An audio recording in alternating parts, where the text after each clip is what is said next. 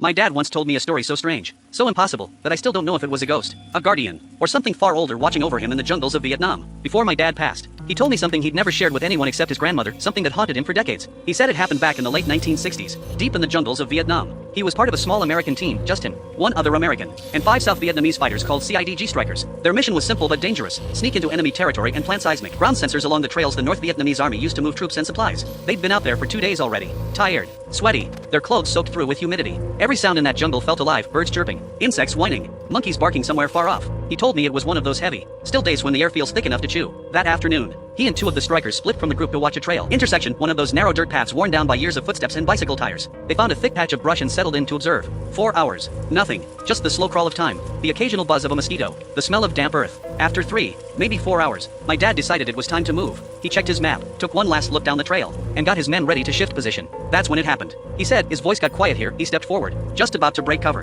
when he froze. Lying along the edge of the trail, maybe 30 feet ahead, was a man. Not a Vietnamese soldier. Not anyone he could explain. He described him as a light-skinned black man wearing a Union cavalry uniform, like something straight out of the Civil War. Blue coat, brass buttons, leather boots dusty and scuffed. Across his chest hung 2 old revolvers, and beside him lay a Spencer rifle and a short, curved war club. My dad said the man was lying on his side, watching the trail, calm as could be. Then, the soldier turned his head, looked straight at him, and smiled. That smile froze my dad to his core. Then, the soldier lifted one finger to his lips and motioned for my dad to stay back. Slowly, the soldier slipped into the brush on the other side of the trail, and no more than 10 seconds later, the jungle erupted in quiet motion. Through that same intersection, less than 30 feet away, came the lead elements of an NVA patrol, 70, maybe 80 soldiers, armed with rifles, machine guns, even RPGs. My dad said if he had stepped out just a moment earlier, his whole team would have been wiped out before they even knew what hit them. He waited until the enemy column had passed, heart pounding, then motioned his men to fall back. They moved fast, silent, and rejoined the rest of the patrol. He filed his report, told his commander about the enemy sighting, but left out the part about the soldier. He kept that part buried for years. Decades later, as he lay in a hospital bed,